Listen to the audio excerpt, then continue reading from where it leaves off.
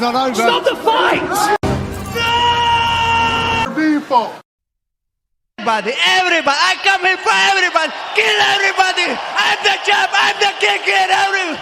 Ah! All right, guys, welcome back to Broke Bets. Lane here with you. Also got my guy Carson with me. Yes, sir. Got to finish out the year strong, baby. Yeah, here we go. Coming off a sweep on the Son versus Gutierrez card. Coming into this one, hopefully repeat results. We got 5 bets. I know the number on the bet, total amount bet, isn't that high, but there's some plus money in here. So start it off. I'm saying Josh Emmett. I just feel like Bryce Mitchell didn't do any damage versus Dan Ige. He hasn't done much damage in a couple of his fights now. I know we all know he's just going to try to wrestle for the most part, but I haven't seen Josh Emmett on his back much. He's shorter, lower to the ground. And it feels like he can wrestle with Bryce Mitchell. Obviously, his age is a factor in this fight, but for how much the line moved in Mitchell's favor, I feel like playing Emmett here is just such a smart move. That decision could have went to Dan Ige in my eyes. I know it was a unanimous for Bryce, but damage-wise, it was all Ige. Fucked up his eye. And again, a little bit older, I'm going to decrease the unit amount, 0.75 on this fight for the bet, because, you know, Emmett's just taking so much damage, but I just feel like Bryce, also on short notice here, a grappling approach, could be a little tired in the fight. I feel like Emmett's going to be preparing for a higher cardio fight anyway. So, I feel like Emmett here at the number is great. What do you think in this fight? Yeah, I mean, Emmett looked better on the skills today than he did in his previous couple fights too as well. So, especially Bryce coming in on short notice. He said he was doing construction. He wasn't even training. So, we'll see how that goes. I mean, at that price you got, that's, you can't not play that. So, right. I like it. All right, moving on. We're doing Brandon Royval. I don't think that, Pantoja's a bad fighter by any means, but I think this fight's going to be so high pace and so competitive for the first, 2 rounds that someone's going to get tired, and it's most likely Pantoja because he'll have to be the one wrestling. I really doubt that Royval would be trying to wrestle at all in this fight. He probably will pull a guillotine or two, but it just feels like every time I've seen Royval fight, he just zaps everyone's cardio by allowing them to try to do the wrestling. And I think that Pantoja's going to get a little bit tired. Royval then can use his elbows, knees, spin attacks. And I think those are just big possibilities here for an underdog. And Royval, again, that taller build as well, sets up just for some sneaky attacks in flyweight. Kicks the body, kicks the head. And yeah, underdog price, got to take him. What do you think? Yeah, I mean, underdog here, super long, lengthy, uses his knees and elbows really well, like you said. And yeah, I mean, Pantoja's never been finished before, but Royval can put anybody out in that flyweight division. So yeah, I think it's a good stab at plus money here. And the cardio, I mean, rounds 3, 4, and 5 could go Royval's way if Pantoja starts fast as well. Although Pantoja fights through exhaustion pretty well. We'll talk about this fight more, though, in a minute. So, going down, prop bets and parlays. I like the Andre Fili and Lucas Almeida under. Just feels like Fili has a grappling advantage for 1 that I don't know if it will come into use, but if someone's going to get the submission in this fight, it's going to be him. And then Lucas Almeida, this dude just throws hooks like crazy, and I feel like Fili hasn't been protecting his chin particularly well in the Brito fight, in the Wood fight. He's also hurting his opponents, Fili, in his fights. He hurt Wood twice, dropped him, almost finished him one of the times, as well as almost submitting, he had a head kick on Bill Algeo that almost knocked him over as well. And Lucas Almeida loves these 50-50s with hooks. And it's kind of just playing the game of who can clip who first. Both of them are pretty good at fighting through when they get hurt and trying to survive, but I just think accumulation of punches and some power shots here, someone's going down. Do you have any plays on this? Yeah, I mean, I like this a lot as well. Fili's been dropped in his last few fights, and so is Almeida. Almeida was dropped in that Trezano fight, and Almeida's only been to one decision. That was a decision lost against Zellhuber.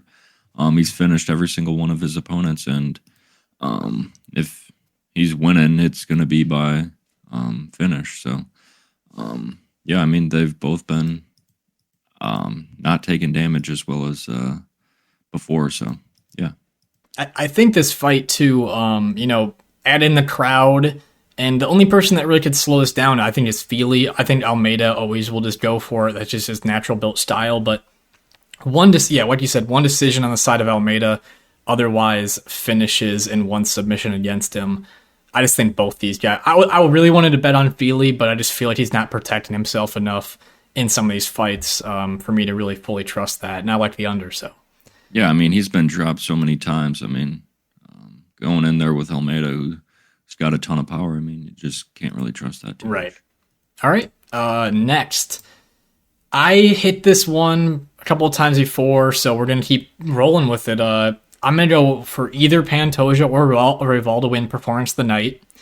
And currently the over-under is set at 2.5 rounds, and the odds are like minus 155 for the under.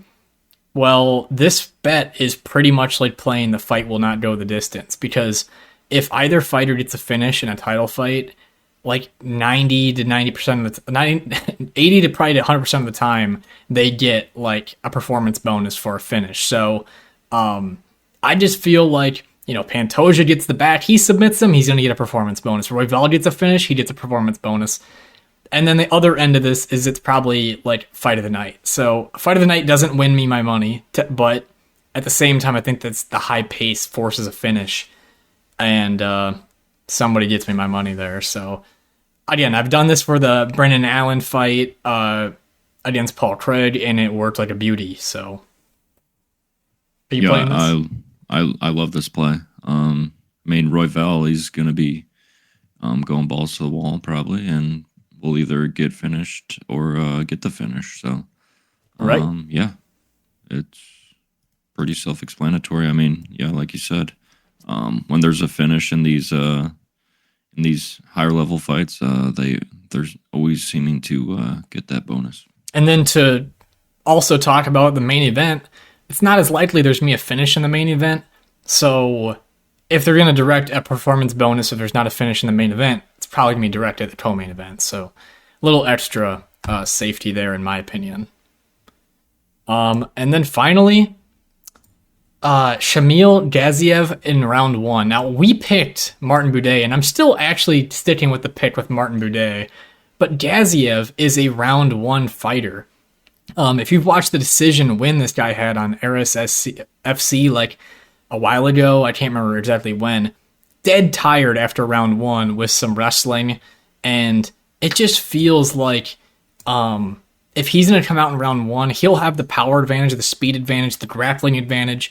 All of his tools will be in round 1, and if it goes past that, it's likely to be Martin Buday, and a live bet is totally I guess a live bet's totally live here, because if Gaziev is tired after round 1 and that price goes to like plus 500 for Martin Buday, I mean, it's like an easy bet in my opinion, because Martin Buday's pretty good cardio for a heavyweight. So again, round 1, I think the power, the speed is on the side of Gaziev, and I'm not picking him, but for the price of plus 450 for how a guy wins, it just feels like a no-brainer for me. So you got to play it.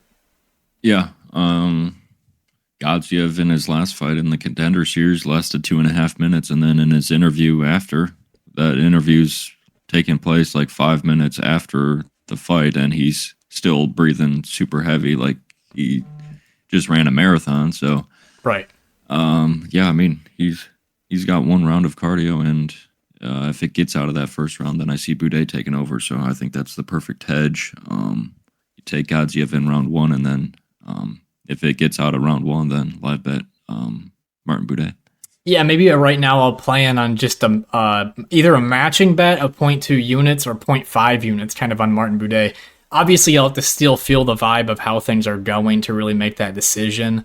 But again, Martin Buday, again, where he like can succeed with the cardio, he is beating trash heavyweights like Josh Parisian, Jake Collier, Chris Barnett. I know he's a god to us, but really isn't that great. Beating these guys just doesn't do much for when you come and face someone who's naturally that big and that fast. So yeah, feeling that plus 450. Hopefully end the year with a nice winning card. And I had Muslim Salikov as a bet over Randy Brown as a big underdog.